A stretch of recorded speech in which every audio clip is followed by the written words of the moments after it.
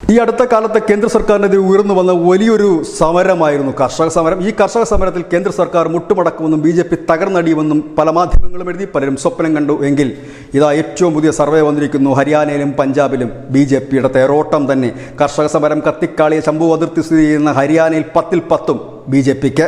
പഞ്ചാബിൽ 2 സീറ്റുകളാണ് BJPക്ക് സാധാരണഗതിയിൽ ലഭിക്കുന്നതെങ്കിൽ ഇത്തവണത്തെ തെരഞ്ഞെടുപ്പിൽ പഞ്ചാബിൽ 3 സീറ്റ് നേടും എന്നുള്ളത് തന്നെയാണ് ഏറ്റവും പുതിയ സർവേ ഫലങ്ങൾ വരുന്നത്.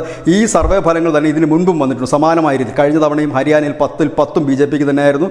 പഞ്ചാബിൽ 2 സീറ്റായിരുന്നു. അവരുടെ സഖ്യകക്ഷികൾക്ക് 2 സീറ്റ് ഉണ്ടായിരുന്നു. പക്ഷേ ഇതിൽ അകാലിദളിൻ്റെ സീറ്റ് കൂട്ടിയിട്ടില്ല. പകരം BJPയുടെ സീറ്റ് മാത്രമാണ് 3 എന്ന് പറയുന്നത്. ഈ 2 പാർട്ടികൾ കൂടാതെ 5 സീറ്റുകൾ നേടുന്നത് 3 സീറ്റ് BJP, 2 സീറ്റ് ശിരോമണി അകാലിദളുമാണ്. നിലവിൽ ശിരോമണി അകാലിദളുമായി BJP ചർച്ചകൾ നടത്തുന്നുണ്ടെങ്കിലും ഇതുവരെ അതിൻ്റെ ഒരു ഫലപ്രാപ്തിയിലേക്ക് എത്തിയിട്ടില്ല. ഏതായാലും കർഷക സമരം ചീറ്റി എന്നുള്ള കാര്യം വളരെ വ്യക്തമാണ്. കാരണം ഇനിയൊരു കർഷക സമരത്തിന് ഈ രാജ്യത്ത് സ്കോപ്പില്ല എന്ന് ഒരിക്കൽ കൂടി തെളിയിക്കുന്നു. അന്ന് കർഷക സമരം നടന്നതിന് ശേഷം നടന്ന UP-യിലടക്കം നടന്ന തെരഞ്ഞെടുപ്പിൽ BJP വലിയ ഭൂരിപക്ഷം, പ്രത്യേകിച്ച് പടിഞ്ഞാറൻ UP-യിലൊക്കെ വലിയ ഭൂരിപക്ഷത്തിൽ ജയിക്കാൻ കഴിഞ്ഞിരുന്നെങ്കിൽ ഇപ്പോൾ ഈ കർഷക സമരം കത്തിക്കാളി നിൽക്കുന്നു, ഇല്ലെങ്കിൽ കർഷകർ വലിയ പ്രശ്നങ്ങൾ ഉണ്ടാക്കുന്നു. ഇവിടെ BJP തകർന്നടിയുമെന്ന് പറയുന്നിടത്താണ് ഹരിയാനയിൽ 10-ൽ 10 തൂത്തുവാരി BJP ജയിക്കുന്നു.